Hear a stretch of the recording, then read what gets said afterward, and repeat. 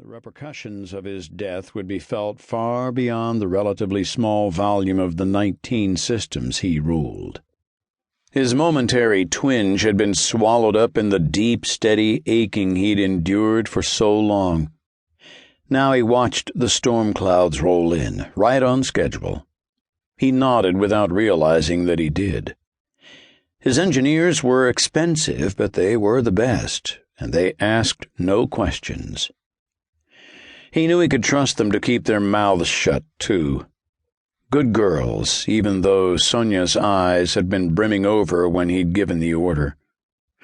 Everyone knew his fondness for good, bracing weather.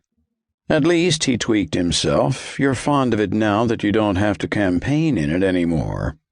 The black avalanche of clouds engulfed the sky, spreading and advancing. As he watched, it blotted out the strewn, the gemwork open star cluster that ornamented Epiphany's night, as though a divine hand had sown seeds plucked from the first light. Lightning danced among the clouds, green-white, followed by thunder. The air freshened with ozone.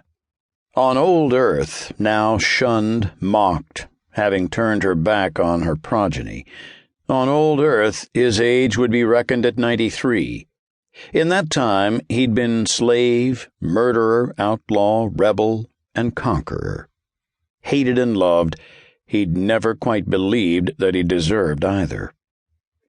Weir had brought along a small sound unit.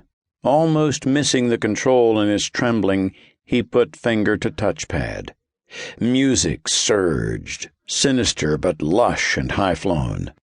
It was the overture to an opera written long ago on Transvaal, a world that Weir had been about to draw into his expanding sphere of influence, a thinly disguised metaphorical tale sponsored by that planet's government. It had been composed by a young genius who'd unleashed his full powers.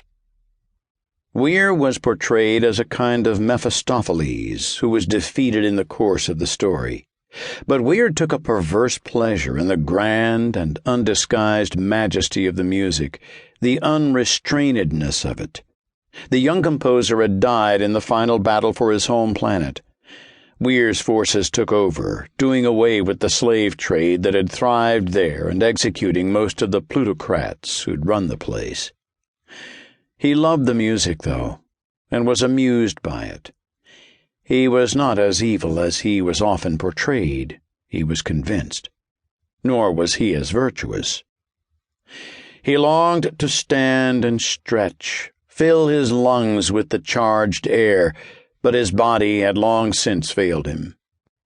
Perhaps on one of the truly advanced worlds, one that had missed the Dark Age after the sundering of the old interstellar unity and the end of the second breath of humankind, he could have had more years of life. But the new techniques were unavailable within his jurisdiction, and he refused to leave it. That had left him infirm, wed to the sustaining machines. Until tonight. Still, he'd extended his influence, played his part in the great conflicts and struggles that had given birth to the third breath of the human race. The third breath. It was a labor even to murmur the words, but a joy nonetheless.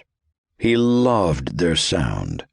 He who ruled 19 star systems and wore an owner's code tattooed into his skin and a subdural implant that broadcast it. The third breath, no longer being born but passionately alive.